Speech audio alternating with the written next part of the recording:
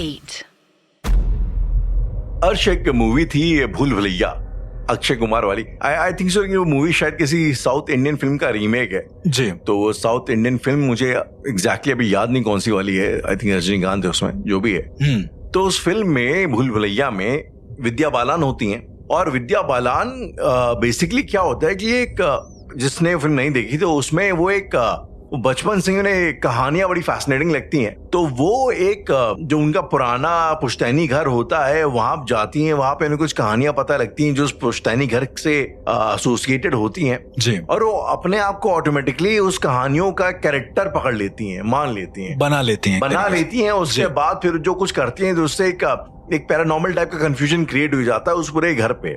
तो the whole point was कि एक इंसान है जो अपने आप को एक कहानी का कैरेक्टर अज्यूम कर लेता. ओके. एनर्श, ये मैं अपने पर्सनल एक्सपीरियंस से बता रहा हूँ कि मैंने ऐसे कैरेक्टर रियलिस्टिकली अपने आसपास भी देखे हैं, इन रियल लाइफ देखे हैं, जो अपने आप को कुछ अज्यूम कर लेते हैं और बड़ी सॉलिडली मान भी लेते कि हाँ मैं यही हूँ. उदाहरण के तौर पे अब ऐसे तो वैसे मैं आपको छोटे मोटे एग्जांपल बता सकता हूँ कि हमारे आई थिंक उत्तराखंड की बड़ी फेमस स्टोरी है. एक शख्स थे जो लोहा घाट में रहते थे. उन्होंने अपने आप को अज्यूम कर लिया था कि वो जर्मन आर्मी के वेटरन है.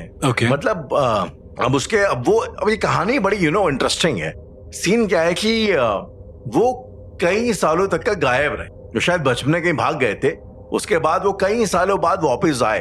अब कई लोगों का कहना ये था कि ये शायद शहर गए, इन्होंने कुछ गोरख धंधे वाले काम किए, कुछ क्राइम किया, उसके बाद एक वापस आ गए बचने के लिए. ये कुछ लोगों का मानना था. लेकिन उन्होंने जो स्टोरी बनाई वो ये स्टोरी बनाई कि यार वो जो है एक सोल्जर थे और वो एक आर्मी में गए, लड़े, व्हाटएवर, ठीक है. इवेंचुअली करते करते वो अपनी ही कहानियों में इतना वो हो गए कि वो भूल गया कि वो उन्होंने इंडियन आर्मी के सोल्जर बोला था या जर्मन आर्मी के सोल्जर बोला था. इवेंचुअली उन्होंने बढ़ती उम्र में ये बताना शुरू कर दिया कि मैं जर्मन आर्मी का वर्ल्ड वॉर वेटरन हूँ और मैं पिछले जन्म में ऐसा था, पिछले जन्म में लड़ाई लड़ी है, मतलब उस टाइप की बातें. और ऐसा नहीं कि वो लाइक पागल थे. लाइक पहला जो आपको इंट्यूशन आता है, यही आता है, हो सकता है शायद इंसान पगला गया, शायद पागल हो गया. पागल नहीं थे वो, अपने पूरे सेंसेस में रहा करते थे. लेकिन उनकी कहानियां ये कि वो जो है जर्मन आर्मी के वेटरन है वगैरह वगैरह वगैरह. तो ऐसे मैंने अक्सर कई कैरेक्टर सुने हैं. आई एम प्रीटी श्योर आपने भी इतने जो पैरानॉर्मल के केसेस किए हैं, आपने कहीं ना कहीं इस किस्म की कहानियां सुनी होंगी कि ऐसे कैरेक्टर एग्जिस्ट करते हैं. जी बिल्कुल, मैंने मतलब सुने हैं राहुल. और इनफैक्ट मैंने कई बार एपिसोड्स में ये भी बोला है कि जब आप पैरानॉर्मल को एक हाइट से ऊपर सुन लेते हैं, not as a listening perspective, अगर आप उसको मानने लगते हैं एक तरीके से, तो ऐसा कहा जाता है कि आपका दिमाग उस चीज में इतना इंडल्ज हो जाता है कि अपनी बेसिक रियलिटी भूल जाता है. ये मेरा मानना है. जी एग्जैक्टली. उदाहरण के तौर पे जैसे मैं जिसकी आपको बात बता रहा हूँ, तो कानपुर में एक जगह है बहुत फेमस, मेरे घर के ठीक पास में, सॉरी मैं नाम नहीं लूंगा उसका. तो वो उस जगह पे क्या है कि वहां पर एक आदमी बहुत फेमस है और वो आदमी क्या है, हाथ में झोला लिए चलता है और एक डंडा है उसके हाथ में, जिससे वो कुत्तों को हांका करता है इधर उधर. पर दिक्कत ये है कि वो छंद गाया करता है राहुल. छंद गाया करता है, इंटरेस्टिंग है. अलग अलग छंद गाया करता है. कौन रामायण के छंद गाने लगे, कौन महाभारत के श्लोक गाने लगे अचानक से. और राहुल ऐसे वैसे श्लोक नहीं, अपर लेवल के श्लोक, मतलब जिनके उच्चारण करने में आपकी जबान 10 बार हिल जाए, वो ऐसे श्लोक बोलता है. अभी भी है वो बंदा, आता रहता गली में. तो गली में गाता हुआ आएगा, घूमेगा और सुनाएगा बहुत देर बैठ के, फिर कहेगा माता खाना खिला दो. खाली वो खाने के लिए आता है. जबकि अब मैं उसकी अगर बैक हिस्ट्री आपको बताऊं तो राहुल वो बहुत अमीर इंसान था, बहुत ज्यादा अमीर. मतलब मेरे एरिया का सबसे अमीर इंसान वो था. उसके बाद पता नहीं उसको एक दिन ऐसा क्या हुआ कि एकदम ही पागल हो गया पूरी तरीके से. और ये एक ही दिन की बात है, ऐसा नहीं कि कोई तंत्र साधना में लीन हो, कुछ ऐसा लीन हो. अगले दिन उठा है, उसने अपने शरीर पे सिंदूर विंदूर लगाया, जैसे छोटा पंडित वो भूल भुलैया में जिस तरीके से राजपाल यादव होता है, सेम वैसे ही बन गया वो. और उसके बाद गलियों घूम रहा है, सिर्फ घूम रहा है. लोग उसको पागल समझ रहे हैं. यदि आप कुछ बोलोगे, अरे क्या कर रहे हो, वो कुछ सुनेगा नहीं, करता रहेगा. अचानक से जैसे ही तुमने उसको कुछ टोका जी, वो तुमको चिल्लाने लगेगा, क्यों कर रहे हो, मुझे बोलने दो, मेरी गीता है, मेरी भगवत गीता है, मुझे बोलने दो. मतलब भगवत गीता और महाभारत रामायण उसको कंठस्थ है राहुल. मतलब उसको छंद कंठस्थ है। ये बड़ी सोचने वाली बात है। ऐसा नहीं है कि तुमने, चलो एक श्लोक है भाई, तुमने उसको रिपीट कर लिया, कितनी देर तक रिपीट करोगे? वो करीबन मेरे सामने उसने 70-80 श्लोक बोले हैं जो मुझे भी नहीं पता है कि भाई ऐसे एग्जिस्ट करते हैं गीता में। एक ऐसी कैरेक्टर याद है आपको जो बड़ा इंटरनेट पे हिट चल रहा था, लल्लन टॉप में उसका इंटरव्यू आया था जिसमें वो या जो वाला जो कैरेक्टर था, जो बोलने में अगर आप उसको सुनोगे इन जन्नत लगे कितना पढ़ा लिखा आदमी है, लेकिन वो अपने ही जोन में वो कुछ भी बोल रहा है, मतलब लेकिन वो बोल सही रहा है। बातों का सेंस है। बातों में अगर आप ढूंढने जाओगे तो सेंस है कहीं ना कहीं। तो मतलब ये जो मैं सनक एक तरीके की एग्जैक्टली मतलब अब ये जिस तरह से आदमी करता था, खैर इसकी जब बैक हिस्ट्री पता चली तो ऐसा मतलब कहते हैं कि इसको भगवान के दर्शन हुए। फला बहुत सारी अलग अलग धारणाएं हैं कि इसने एक रात भूत देख लिया था, तब से ये ऐसा है, गाता रहता है कि इसके आसपास भूत ना आए। एक ऐसे आपने लखनऊ के एक जो मैंने एक स्टोरी शायद आपने सुनी होगी, ये बहुत साल पहले की बात है, आई थिंक मैं स्कूल वगैरह में था, मैंने सुना था कि एक डीएसपी साहब हुआ करते थे लखनऊ में, डीए पुलिस के, और उन्हें अचानक एक दिन ऐसा लगा या सपने में आया पता नहीं क्या हुआ, उन्हें ये लगा कि वो कृष्ण के अवतार हैं। और अगले दिन आप यकीन मानिएगा टीवी वगैरह में उनके आए थे क्लिपिंग्स वगैरह, वो मतलब ऐसा पंछियों के उसमें टहल रहे हैं। okay. और वो मगन है एक तरीके से। सर पे उन्होंने मुकुट टाइप पहन लिया है, वो कृष्ण टाइप एक्टिंग कर रहे हैं कोने में जाके। अब ये आप सनक कह लो या आप एक मेंटल इम्बैलेंस कह लो, या वाकई में अगर आप बिलीवर हो, जैसे काफी लोग बिलीवर रहते ही भी उनके, तो नहीं बात शायद मान भी ली थी कि हाँ वो हो सकता है। ये अच्छा अक्सर ये हम लोगों जो है ना ये काफी सुना है कि ये अर्श सत्य साईं बाबा फॉर एग्जाम्पल, जिनको लोग कहते हैं कि शिरडी के साईं बाबा के वो अवतार थे दूसरे वाले, या और भी कई ऐसे कैरेक्टर्स हैं जिनको लोग कहा। अब जो नीम करौली बाबा है कैची मंदिर वाले, मैं उनका बहुत बड़ा भक्त हूँ। लोग का कई लोगों का ये मानना है कि वो हनुमान जी के मानव अवतार थे वगैरह इस किस्म की। तो ये इस किस्म के जो दावे किए जाते हैं तो पहले इनके बारे में आपका क्या ख्याल है बियॉन्ड पैरानॉर्मल भी? मतलब बियॉन्ड पैरानॉर्मल तो मैं बहुत ज्यादा अगर रिसर्च नहीं करता हूँ तो ज्यादा कुछ कहता नहीं हूँ, लेकिन अगर ऐसे देखो तो पॉसिबल तो खैर नहीं है। ये इम्बैलेंस है एक तरीके का, या फिर चलो ठीक है तुमने उतना मैनिफेस्ट कर लिया तो तुम मान रहे हो, या शायद तुमने कुछ ऐसा देखा हो प्रामाणिक रूप से तो तुम उसको मान रहे हो। हम मानते तो तभी है ना जब हम कुछ ऐसा देखते हैं, राइट? तो अगर इतने लोग मान रहे हैं तो शायद ऐसा कुछ हो रहा होगा। पर अगेन बैक टू फितूर वाला थिंग कि हजारों लोगों को हजारों फितूर होते हैं। अब उस इंसान को जो मैं भगवत गीता वाला बता रहा हूँ, उसको ये फितूर है कि वो भगवत गीता के उपदेश दे रहा है, वो कृष्ण है, बना नहीं है वो कृष्ण। हाँ मैं समझा। वो कहता है, मतलब मैंने एक दिन सुना रहा था, मैंने कहा मुझे नहीं सुनना है, कहता है ये सार है भक्त, ये तुझे सुनना पड़ेगा। अब मतलब वो आप समझ रहे हो, उसके जिंदगी में हम एग्जिस्ट ही नहीं कर रहे हैं, उसकी जिंदगी में हम अर्जुन है जिसको वो सुनाए पड़ा है सारी चीजें, या हम या कोई और या कुछ भी। अब वो अम्मा को एक दिन गांधारी बोल रहा था, तो मतलब there is a certain possibility कि उसकी कॉन्शियसनेस वहां पहुंच तो गई है, लेकिन फिर वो अपनी रियलिटी में वापस नहीं आ पा रहा है। जैसे आपने भूल भुलैया वाला बताया जी भाई, वो विद्या बालन जो थी वो उस जोन में तो चली गई है, लेकिन उस जोन में इतना इंडल्ज हो गई है उसकी कॉन्शियसनेस कि वो अपनी रियल कॉन्शियसनेस को भूल गई है। एक तरीके से याद दिलाने पे शायद याद आए। पर आश अब ये तो अगर मैं थोड़ा सा पैरानॉर्मल या नॉर्मल से हटके अगर मैं बात करूं तो ये मेरा खुद का ओपिनियन है। हम कौन होते हैं ये फैसला करने वाले यार कि किसी के लिए रियल या अनरियल क्या है। मैं एग्जांपल देके कहना चाहूंगा अर्श की अक्सर क्या होता है, आपने नोटिस किया होगा कि जब लोग इंसान नशे में होते हैं, दारू और नशे में जब आ जाते हैं तो अचानक से बहुत ज्यादा वो लविंग हो जाएंगे, अचानक से तू मेरा भाई है, चेंज हो जाएगा। हाँ इधर उधर पप्पियां चल रही हैं, तो नेचर अचानक से इंसान का, जो इंसान बड़ा दबा हुआ सा रहता है, जो बहुत अंडर कॉन्फिडेंट होता है, वो अचानक से शेर बन जाता है, वो अचानक से उसकी आवाज बुलंदियां अलग हो जाती हैं, उसको अच्छा महसूस हो रहा होता है जी। तो अब यार वो भी वही इंसान है, द इंसान तो सेम ही है। तो आप इसको क्या बोलना चाहेंगे कि रियल कौन है, और अगर रियलिटी में जिसको आपको लगता है कि फेक है, अगर अगला बेटर महसूस कर रहा है तो हम उसको कौन होते हैं मना करने वाले। अनदर एग्जाम्पल अगर मैं आपसे बोलूं कि जो ये स्टटरिंग वाले जो पेशेंट्स होते हैं, जो लोग जो हकलाते हैं, जो स्टटर करते हैं, अक्सर ये देखा गया कि इस किस्म के लोग जब पहले होता है ना कि वो कान में अगर उनकी म्यूजिक लगा दो, अगर वो अपनी आवाज खुद ना सुने और उनसे बातचीत करवाई जाए तो उनकी आवाज नॉर्मल निकलती, अगर ऐसे लोग नशे में आ जाएं या कुछ ऐसा हो कि उनको वो बेखौफ होके बोले तो उनकी आवाज सही हो जाती है, लेकिन अगर वो होश में बात करते हैं तो उन्हें होश में बोलने में वो ऑब्जेक्शन मतलब एक वो होता है, हिचक होती है और उस हिचक में ही जो है हकलाहट निकलती है।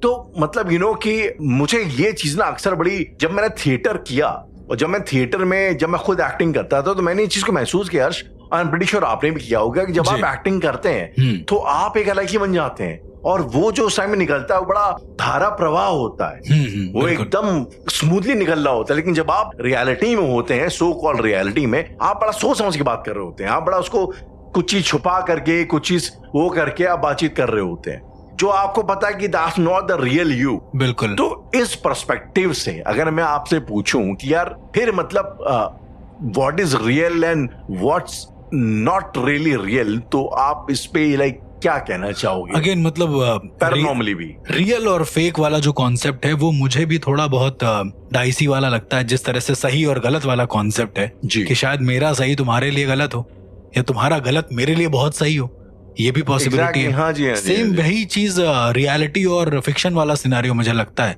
क्या पता तुम जो फिक्शन कह रहे हो वो किसी और की रियलिटी हो, ये भी पॉसिबिलिटी है। और क्या पता हम जो फिक्शन जी रहे हैं वो भाई मेरी अपनी खुद की रियलिटी हो, बट हम डिनाई कर रहे हैं, हमारी रियलिटी कुछ और ही है एक तरीके से। जैसे उदाहरण के तौर पे अभी जो मैंने आपको बात बताई कि वो जो इंसान था, there is nothing paranormal in that, वो बस केवल भगवत गीता चैंट कर रहा था, वो बोले जा रहा था, तो वो शायद हमारे लिए फिक्शन है, आप समझ रहे हैं, या लिसनर्स के लिए वो फिक्शन होगा कि अरे क्या पागल है वो, right. How do you decide कि वो पागल है? एग्जैक्टली लाइक आप कैसे डिफाइन करोगे? तुम डिफाइन नहीं कर सकते हो ना, वो उसका फिक्शन है, उसकी रियलिटी बन चुका है। यू कांट से कि वो उसकी रियलिटी नहीं, वो उसकी रियलिटी है, तुम मानो या ना मानो वो तुम्हारे ऊपर है, तुम्हारी अपनी रियलिटी अलग है। तो दिक्कत वहीं पर आती है जब हम अपनी रियलिटी और दूसरे की रियलिटी में कंपैरिजन करने लगते हैं। जब हमारी दिनचर्या अलग है तो हमारी रियलिटी भी अलग होगी, टू बी वेरी ऑनेस्ट। यदि कोई मुझसे पूछता है आज के टाइम पे कि मतलब आप सच में एक पैरानॉर्मल एक्सपर्ट हैं, अच्छा आपने सच में ये किया हुआ है, तो मैं उनको यही कहता हूँ कि वो मेरी रियलिटी है जो मैंने किया है। सिनिक्स जो आमतौर पे आते हैं, जो मतलब आप उनको लाख चीजें बोल लो वो मानने को ही राजी नहीं है कि ऐसी पॉसिबिलिटी भी हो सकती है कि मतलब एक कोई एंटिटी एग्जिस्ट करती है जो शायद मेरी नॉलेज के बाहर है। मतलब उनको लगता है कि जो उनको नहीं पता वो ही नहीं सकता। हाँ, उसी जगह पर मैं ओपन माइंडेड हूँ, मुझे पता है कि बहुत कुछ एग्जिस्ट करता है तो मैं सुन लेता हूँ। मतलब सुनकर छोड़ देना इज अ डिफरेंट थिंग, लेकिन सुनकर उसी में टिके रहना वो मतलब कुछ अलग ही लेवल पे ले जाता है आपको। तो मैंने ऐसे मतलब बहुत लोगों को देखा जो रियलिटी और फिक्शंस के बीच में जिंदगी भर फंसे रहते हैं अपने मरने के टाइम तक कि भैया ऐसा नहीं हो सकता क्योंकि हमने जिया नहीं। I am pretty sure you know being a paranormal expert, क्योंकि यार अच्छा आपने ऐसे भी केसेस देखे हैं जो जिनका जिक्र आपने किया, जो लोगों ने अज्यूम कर लिया कि कुछ पैरानॉर्मल है, but there is nothing paranormal about that. बिल्कुल, आई रिमेम्बर एक केस जहां पर मेरी एक दोस्त है, उसने मुझे फोन किया और बोली कि यार मम्मी को एक दिक्कत है। मैंने कहा बताओ क्या दिक्कत है? तो उसने बोला कि मम्मी जो है वो उनके अंदर बुआ आती है हमारी। अब ये बड़ा अजीब कॉन्सेप्ट था। मैंने कहा हो सकता है कुछ बहुत पैरानॉर्मल होगा, फोटो वगैरह भेज देना मैं देख लूंगा। मैंने देखा, मैंने उसको बताया कि इसमें कुछ पैरानॉर्मल मुझे लग नहीं रहा है। मेरी राहुल 90% कोशिश यही होती कि मैं कहूँ कि कुछ ऐसा है नहीं, अगर होता है तो भी मैं मना कर देता हूँ क्योंकि जितना मुझसे ठीक हो सकता है मैं कर देता हूँ। तो उसने बोला कि नहीं मुझे सच बताओ, मैं तुम्हारी मम्मी से बात कराना चाहती हूँ। मैंने कहा करा दो मम्मी से बात, और भी बेटर है क्योंकि उनकी आवाज सुन लेंगे हम। तो मैंने बात करी। अच्छा, बात करते करते अचानक से क्या हुआ, वो नॉर्मल बात कर रही कि हाँ बेटा कैसे हो, ये है। अचानक से उनकी आवाज बदल गई। आवाज बदल गई एज इन भारी हो गई। मॉड्यूलेशन मुझे भी आता है Rahul, to be very honest, ठीक है मुझे भी आता है। I am not endorsing anything, but modulation आता है मुझे बहुत अच्छे से। तो पहले बोलने लगी बेटा कैसे हो, ये सब चीजें। थोड़ी देर बाद जब मैंने पूछा आंटी क्या दिक्कत है, ऐसे पूछ लिया आंटी क्या दिक्कत होती है आपको, अंदर से कैसा लगता है भाई के हालचाल जानना जरूरी है। तो उन्होंने कहा कि मैं उनकी बुआ हूँ, ये है वो, मतलब इस तरह से बोलने लगी। अरे 2 मिनट के लिए मैं शॉक हो गया। इसलिए नहीं कि वो बुआ बोल नहीं थी, इसलिए कि भूत मुझसे फोन पे बात कर रहा है। अब ये कुछ अलग ही सिनेरियो हो रहा था कि एक भूत मुझसे फोन पे बात कर रहा है। अब वो डर रही है, मेरे फोन पे जो दोस्त है कॉन्फ्रेंस में, कह रही है बुआ माफ कर दो, मुझे माफ कर दो। वो उसका अलग नाटक चल रहा है, अलग कह रही है कि बुआ मुझे माफ कर दो, मैंने ऐसे बात करा दी। अब वो फोन पे कह रही है अब मैं इसकी जान ले लूंगी जिससे मैं बात कर रही हूँ, तू यहाँ रहता है वहां रहता है। तो मैंने ऐसे पूछ लिया बताओ मैं कहाँ रहता हूँ। तो थोड़ी देर के लिए आवाज नहीं आई। फिर मैंने पूछा कि आप मुझको मार सकते हो? कह रही मैं खत्म कर दूंगी, मैं ऐसा कर दूंगी वैसा कर दूंगी। तो मैंने कहा आइए फिर इसी बात पे, हम तो घर पे ही हैं। तो बोल रही कहाँ रहते हो? मैंने कहा अरे आप तो भूत हो, आपको तो सब कुछ पता होना चाहिए, मतलब व्हेन यू टॉक टू मैं समवन समझ गया। तुमको सब पता होना चाहिए। तो बार बार उनका कहना है कि आप मुझे एड्रेस दो, मैं बताता हूँ। तो मैंने एड्रेस लिख के भेज दिया। ओके तो बोल रही है कि ठीक है आज रात देखना क्या होगा। फिर अचानक से उनकी मम्मी बोलने लगी नॉर्मल कि बेटा कुछ हुआ था क्या, ऐसा वैसा, मतलब एक मेथड एक्टिंग टाइप का। एग्जैक्टली मेथड एक्टिंग एक अलग लेवल की, ठीक है। Okay. अब मुझे एक्टिंग क्यों लग रही थी? क्योंकि वो थी, इस वजह से मुझे इतना समझ में आता है कि कौन एक्टिंग कर रहा है, कौन सुपर नेचुरली उसको दिक्कत है। और यही अगर मैं आपसे पूछूं ना, ये जो समझ में आता है तो ये यार कैसे समझ में आता है? मतलब थोड़ा आप एग्जांपल लेके बता सकते हैं? मतलब हाँ, मतलब भूत कभी फोन पे ऐसे बात नहीं करेगा। एक तो वो ऑलरेडी इतनी हैवी एनर्जी है, तुम उसको रिकॉर्ड करोगे तो आवाज ग्लिच हो, मैग्नेटिक फील्ड जो है, फ्लक्स जो है वो ऊपर नीचे चेंज होगा, तो यू अच्छा। Can't record. मतलब फिजिकली इंटरफेयर करेगा आपके आसपास के apparatus पे। एग्जैक्टली वो ओके एनर्जी है ना, एक हाई वेवलेंथ की एनर्जी है। हाई वाइब्रेशंस पे आना एक एनर्जी तो है। हाँ, तो वो फोन पे बात कर लेगा, आपको लग रहा है। वो भी फोन जिसकी फ्रीक्वेंसी एक मीडियम रेंज पे होती है, और उस रेंज पे एक एनर्जी आपसे बात कर लेगी आके। ये आई मीन फोन रिकॉर्डिंग तो हो ही जाती है ना, लाइक मतलब लोग, अब हमने कितने लोगों की कैमरा नहीं, रिकॉर्डिंग आप वगैरह देखी है, रिकॉर्डिंग कर सकते हैं, बट आप फोन पे बात करने में दिक्कत है। नहीं, आप रिकॉर्डिंग कर सकते हैं, सब कुछ हो सकता है। पर वो जब एंटिटी मुझसे बात कर रही है ना, जब इंटेंशनली होता है कि मैं इसी से डायरेक्ट बात कर अच्छा, रहा हूँ, इंटरेक्शन इंटरेक्ट करेगी। आप रिकॉर्ड करो, पोजीशन Okay. रिकॉर्ड होते हैं, मैंने भी करे हैं बहुत सारे। जी जी पर दैट डजंट मीन कि वो पोजीशन घूम के कहता और कैसे हो तुम, मेरा रिकॉर्ड क्यों कर रहे हो। मतलब इतना जी, जी। गंदा इंटरेक्शन तो मैंने नहीं किया कभी जिंदगी में, राइट। जैसा मैंने इनका किया। उस रात मैं रुका भाई, मैं देख रहा था कि कुछ तो हो, कुछ तो हो। पूरी रात कुछ नहीं हुआ। जी जी जी ऊपर से मतलब इधर उधर से खुशियां खबर और आने लगी कि भैया फला के घर में बच्चा हो गया है या कुछ ऐसा। हमने कहा ठीक है यार चलो, पता नहीं भूत शायद उनके घर में आ गया होगा समाओ। फिर मैंने इनकी मम्मी को कॉल किया। अच्छा बाय द वे, जब जब मैं इनकी मम्मी को कॉल कर रहा हूँ तब तब इनकी आवाज बदल जा रही है, क्योंकि उनको पता है कि मैं सही करने के लिए कर रहा हूँ बाय द वे। राइट। तो उनकी मम्मी कह रही है कि कल तो तुम्हारे साथ कुछ नहीं हुआ, आज होगा। मतलब ऐसे करते करते एक हफ्ता निकल गया राहुल। मैंने अपनी दोस्त को बोला, तो मैं नाम बदल देता हूँ उसका, मैंने अपनी सृष्टि लेट सपोज ऐसे, मैंने उसको Okay. बोला कि यार मुझे ना ले चलो अपने घर। तो बिहार में रहती है, तो मैं चला गया उसके यहाँ पे, ठीक है।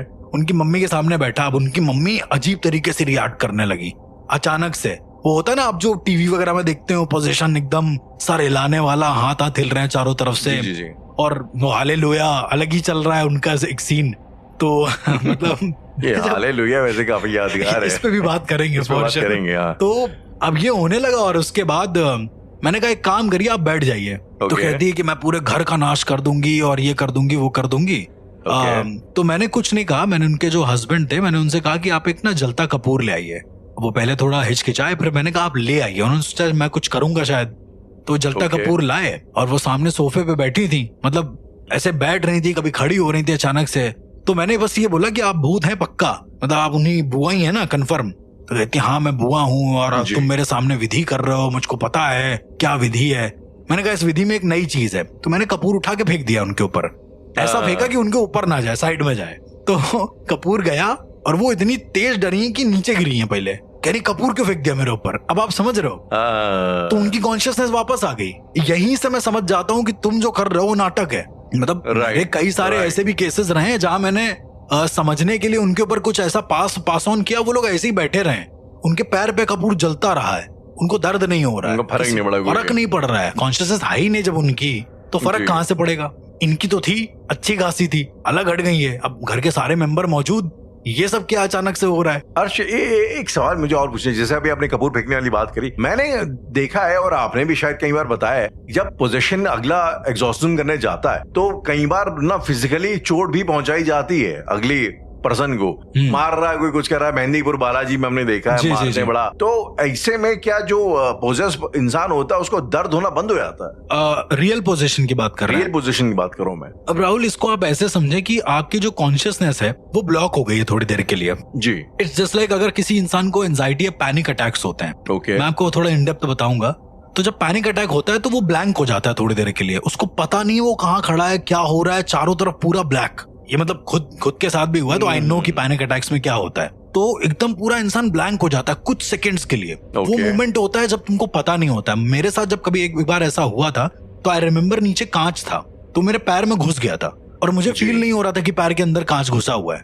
और करीबन 10-11 सेकंड्स के बाद व्हेन आई जी। मतलब एकदम से होश में आए तो मुझे दर्द होना शुरू हुआ। ओके ये वो पॉइंट था जहां मुझे दर्द होना शुरू हुआ। तो आप समझ रहे हैं कि मुझे पता है कि वो उनकी साइकी क्या होती होगी कि यदि कोई पोजीशन हुआ है तो कॉन्शियसनेस में तो अब वो स्पिरिट है, अब तुम हो नहीं तो तुम ब्लैंक हो। मतलब आप कह लो एक तरीके से जैसे इंसान एनेस्थीसिया के उसमें असर में बड़ा इम्यून सा हो जाता है, इम्यून उसको कुछ फर्क नहीं वैसे ही पड़ता type हो बॉडी जाता है, more or less। सेंसेस एकदम लेस हो जाते हैं पूरे के पूरे। तो अर्श जैसे फॉर एग्जांपल जब रेडिकल ट्रीटमेंट किया जाता है पागलों के ऊपर, जब बिजली के शॉक वॉक दिए जाते हैं, झटके दिए जाते हैं, जी। तो अभी मतलब अब मुझे उसका लॉजिक समझ में आता है या आप मेंटली हिले हुए हैं, अगर बिजली तो तगड़ा झटका दिया जाएगा तो आपकी बॉडी अचानक से इंटीग्रेट हो जाएगी, जी। जुड़ जाएगी आपस आपकी में, कॉन्शियसनेस वापस आ जाएगी, आप जी। पूरा होश में आ जाएंगे, इतना जोर का अगर पेन होगा इसलिए तो। थप्पड़ वगैरह मारा जाता है कि थप्पड़ मतलब मारा, एकदम से इसलिए शॉक दिया जाता है, होश इसलिए में कई आ जाओ, बार हाँ।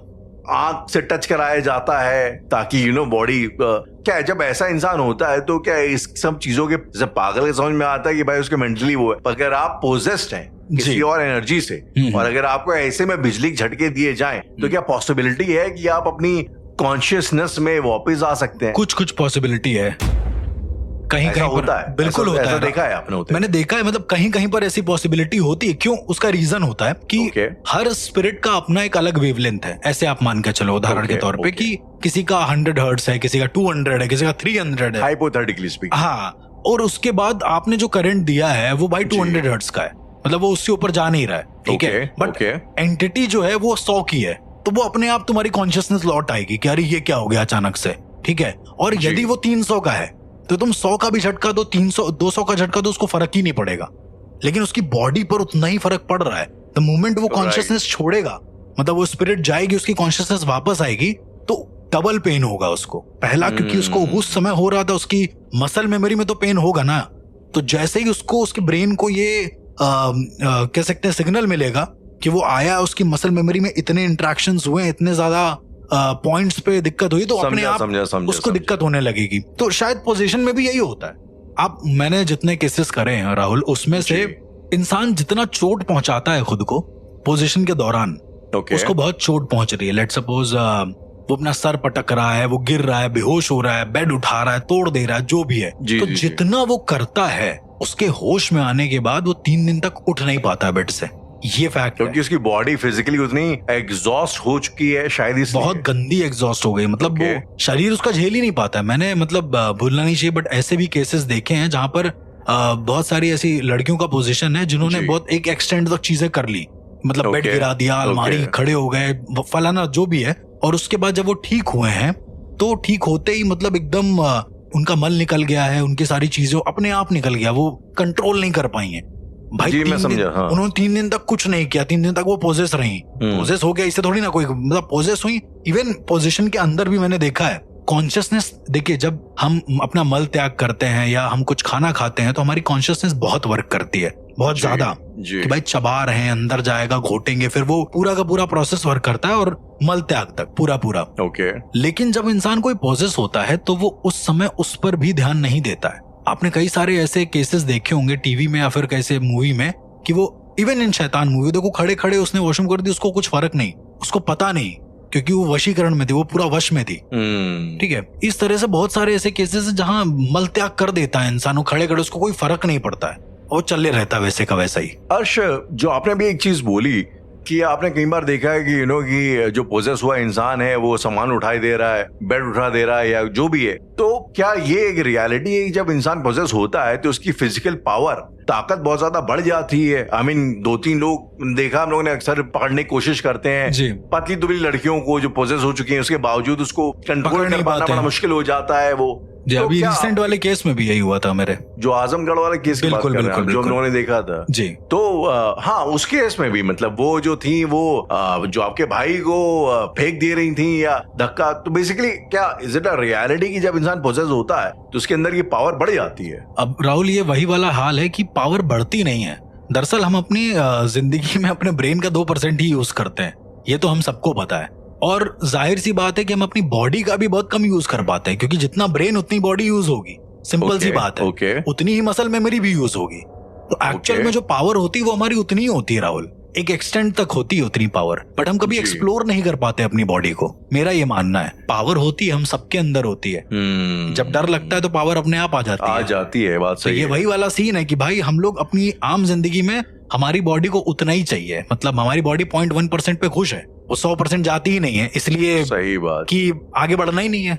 अब उदाहरण के तौर पे आप एक्सरसाइज कर रहे हैं और एक्सरसाइज करने के बाद एकदम मतलब एक साल निकल गए, एक साल के बाद आपसे कोई मिला और आपने पूरा डंबल को ऐसे उठा लिया, इंसान तो कहेगा अरे ये तो सुपर नेचुरल हो गया यार, ये तो एक डंबल उठाने में गिर जाता था, ये क्या अभ्यास। तो बात ये है हमारे बॉडी अभी उतना अभ्यास हमने करा नहीं है। जो ऋषि यौगिक जो करते आए हैं, जी। जो ठंड में बैठते हैं ग्लेशियर्स पे, उनको जरा सा भी फर्क नहीं पड़ता है राहुल, मेरे हिसाब से। एग्जैक्टली। अब आप इसको क्या कहेंगे राहुल? उन्होंने अपनी बॉडी को इस तरीके से अभ्यास कर लिया है, बना लिया है, जो शायद हम लोग नहीं कर पाए अभी तक। शायद मुझे कभी कभी ऐसा लगता है हर्ष कि हम लोग जो है ना अपनी बॉडी को, अपने सिस्टम को बहुत ज्यादा अंडर एस्टिमेट करके चलते हैं। बिल्कुल। मुझे ऐसा लगता है कि शायद हमारा सिस्टम बहुत ज्यादा केपेबल है, उस फुल थ्रॉटल में हम लोग शायद उसका इस्तेमाल करते नहीं है। और तभी शायद ये कहा गया है कि आप अपने ब्रेन का सिर्फ 2% या समथिंग % आप यूज करते हैं। एग्जैक्टली। उससे ज्यादा आप यूज भी नहीं कर पाते। उससे ज्यादा आप यूज भी नहीं कर सकते। और शायद यही मुझे ऐसा लगता है कि फर्क है एक फितूर जो लोग सोचते हैं उस फितूर में और जो सच्चाई होती है